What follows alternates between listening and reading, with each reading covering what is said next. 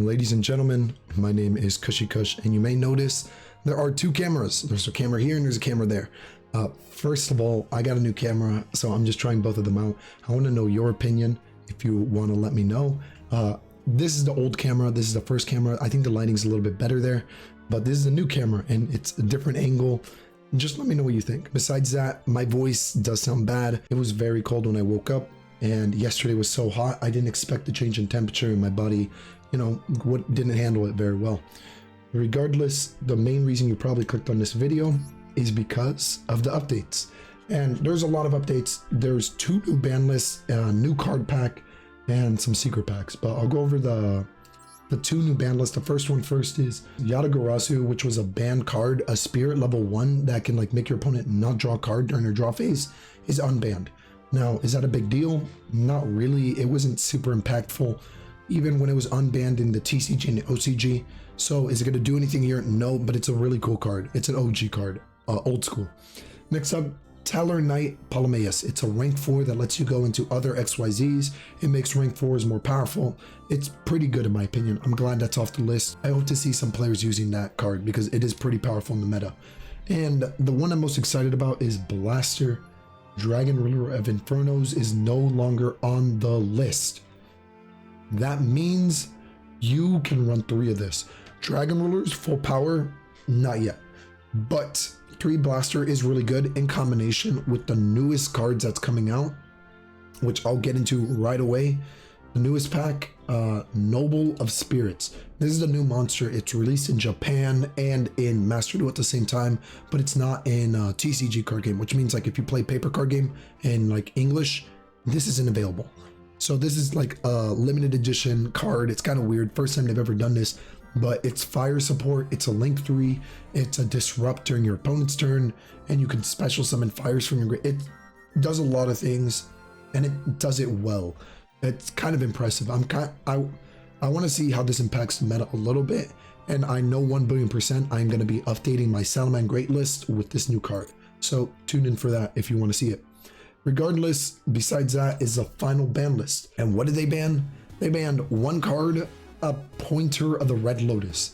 This is a trap card that lets you look into your opponent's hand and banish a card until the end phase or the opponent's end phase. It's not that good, but being able to look at your opponent's hand is extremely valuable in Yu-Gi-Oh! And especially with decks like Labyrinth, which can just search this directly from the deck, this card is really good, very good. But besides that, Pot of Extravagance Limited. This was Pot of Greed, and it's gone. Well, not technically gone, but it's limited to 1. It was at 2, I think. So this is a really good change in my opinion. And cards that are off the list, Cyber Angel Ben 10. I don't like to see that. That card's really, really good in Ritual Fairy decks. And Tri Brigade Franktail. I don't even know what that is. I'm going to be honest. I'll put it on the screen. I don't even know what card that is. Besides that, I'm just going to go over what I think are important cards, mainly new cards added. Yugioh is here, but that card's been here since the beginning of Yu-Gi-Oh! Funny, if you pull one, I mean, good for you. Blaster's included in here. What the heck? I hope I pull one. So Tri-Edge Master is a new synchro that gets different effects based off the level of monsters you use to synchro it or the number of monsters you use. It's not bad. It's kind of good. I mean, a synchro that can destroy a card on the field and draw a card at the same time is pretty cool, but it's not anything to write home about. It's more like an extender. It's an extra play piece. You can run an already capable deck. It's not a card that's gonna make a deck already super good, but it'll just it's just another play piece. It's interesting, but it's not that good. Besides that, we got a new card, Tellarknight Constellar Caduceus. I don't know how you pronounce that. XYZ, target a Tellarknight or Constellar in your graveyard, add it to hand, banish a Tellarknight Constellar from your hand or deck, detach a material from this card, it becomes that banish monster's normal summon effect. First of all, it's generic level, it's a generic rank 4 that has really good stats. 25 attack is very good on a rank 4, but besides that, it also gets you a lot of advantage, specifically in Tellarknight or Constellar decks, or even in decks where you can just run 1 Tellarknight card, because as long as you can make this rank 4, you have access to every single Tellarknight and every single Constellar monster in your deck, instantly. So it's incredibly powerful for rank 4 to have toolbox to a lot of cards in your deck. Cool stuff. Besides that, this card's off the ban list. It allows you to go into different stuff by detaching materials. It's a good card in my opinion as well. So it's a negate, but it only really negates if you have a Solfachord in your pendulum scale, which is like, you're not going to be getting that consistently. It's very strange. I don't consider it a good card, but I mean, in the specific deck, it is good support. Next up, new spirit monster.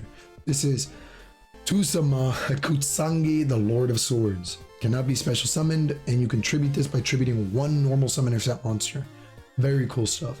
If this is normal summoner flip face up, activate this effect, your opponent can send any number of cards from the field to the graveyard, then each player draws the same number of cards that were sent to the graveyard by this effect. During the end phase, if this effect was activated, shuffle all cards into the deck from the field and the graveyards that are banished once per turn. During the end phase, if this card on the field was normal flip face up, we're going to turn it to the hand.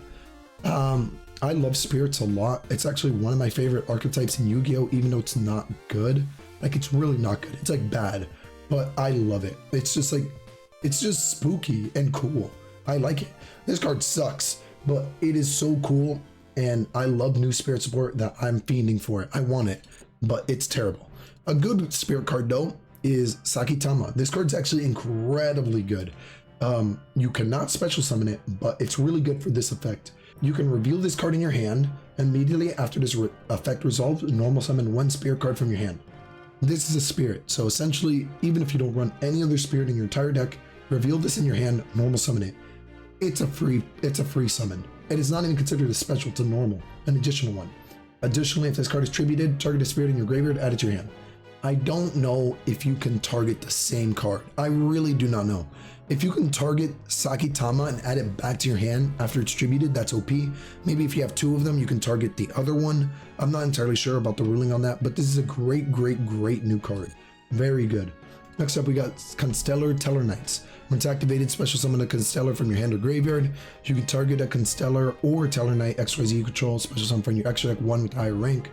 And yeah, that's about it. It's not bad. It just lets you rank up even quicker.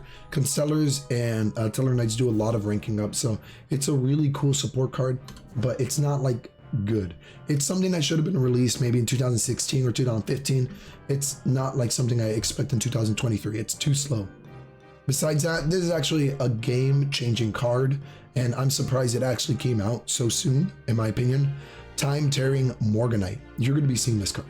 You can't use hand effects like Maxi, Ash Blossom, or even stuff that says like, oh, banish a card in your graveyard, special summon this card in your hand, because that's an effect. But in return, you get to draw 2 cards and you get 2 summons. That is power, especially in decks that don't really care about monster effects in hand. That just makes all of the decks that don't care about hand effects or hand traps even better. The last ultra is Trap Tracks. Target a monster you control, destroy it, and then set a track directly from your deck. Yeah, you can see why Lotus was banned, right? I mean, this searches it out too. And you don't have to run a Labyrinth for it. It can be activated this turn. You can only activate 1 trap card for the rest of this turn. And yeah, it's a cool trap. It searches normal traps. You can run it. It's a generic card. It's actually very good support. We got Virtual World, Tiger. I don't know much about Virtual World, so I'll just read the last effect. Once per turn, quick effect, you can detach a material from this card, target an effect monster you control, effect monster on the field with different type, tribute, negate their effects. I mean, it's a worm, earth. It might come up, but it can't negate Cashier Fenrir, which is an earth. And that's a very prevalent card in the meta, so I don't think this is going to be doing much in terms of like high tier gameplay. New Beetrooper, I didn't expect that. Beetrooper Cruel Saturnas. Beetrooper Insect Fusion. You can't special summon monsters except insects, so it locks you into insects. You can only use each of the effects per turn. If it's special summon, add a Beetrooper. Oh my gosh, that's good. That's really good. If an insect is banished face up, you can target one of your banished Beetroopers, special summon it. I don't know how that's gonna come up, but just being able to special and add, that's an extender, and it's very, very good. Beetroopers didn't have that. Now they might be a competent deck. That one card might actually make Beetroopers very valuable. Interesting. Dual Avatar Manifested at Ooze. I don't know much about the dual avatars either, so I'm not going to pretend like I know. The most important effect I'm guessing is during your opponent's turn, you can target a card on the field, banish it. I mean, that's kind of amazing. Just for 2 dual avatars, That's pretty good, man. I don't know what else to say. It's a good card. Pretty good effect. New Tellarknights. What is this? I've never seen this before. All face-up monsters on the field become fire. If your opponent has a fire monster on their field or in their graveyard, while this card's in the graveyard, special. What? Real? Huh? Whoa. That is a card. That is a really annoying card. That card never goes away. Oh my gosh. Fire's just got an extremely powerful support card. Wannabee. Look at that, so cute. During the end phase, you can send this card from your hand or field to the graveyard, activate the top card to your deck equal to the number of cards your opponent's unused, and set one of the activated trap to your field, but send it to the graveyard during the end phase. Is this like trap trick support? It's not bad. It really isn't. It gets you a trap. New Pendulum. Yo, Morganite. What does that mean? If you pendulum summon a monster, place this card on either the top or bottom of the deck. Oh, because it's a pendulum skill 11? Wait, they've never done that before. Whoa, this is the first pendulum 11 in the game. That kind of changes things. You can pendulum summon 10s now from your deck or from your hand. Wow. When you draw this card, reveal it during your main phase, you can conduct one pendulum summon of monsters from your hand in addition to your... This is a cool card. Libromancer Origin Story, new Libromancer support. Cool. Is it good? Maybe. I don't play Libromancers. I don't think a lot of people do. So yeah, I'm not super important. New Solfachord card. Is it good? Let's see. Destroy a card your opponent controls, draw a card, and special summon one from your extra deck.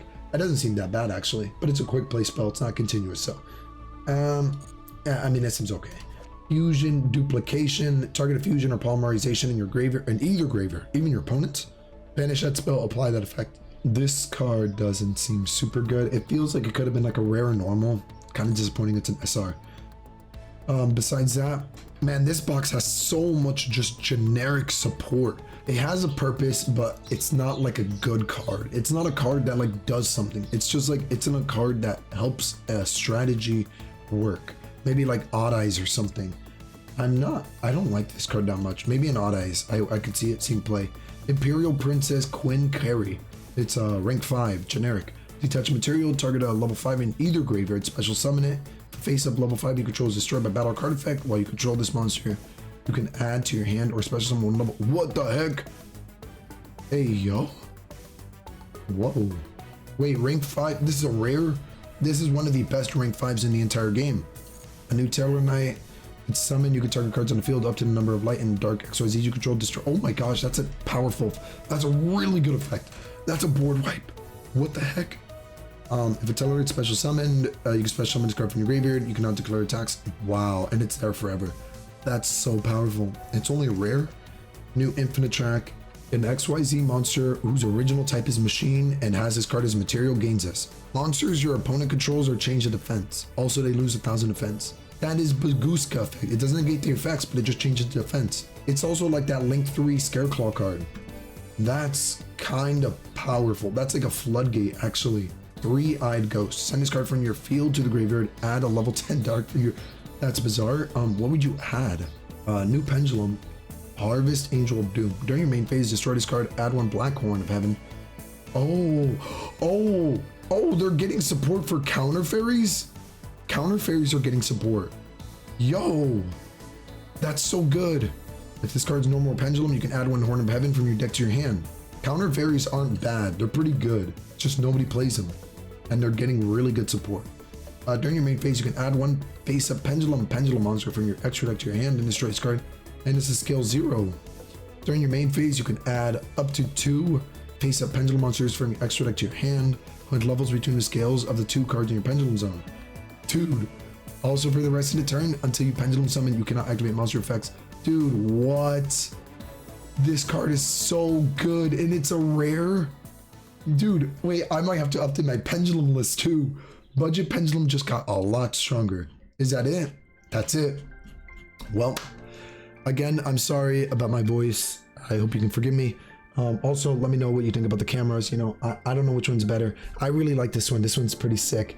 But yeah, that's gonna be it for the video. Hope you liked the video. Feel free to subscribe, like, comment. It shows me a lot of support and it further pushes me to keep providing this type of content. Besides that, hope you have a great day or night, and maybe I'll catch you next time. Later.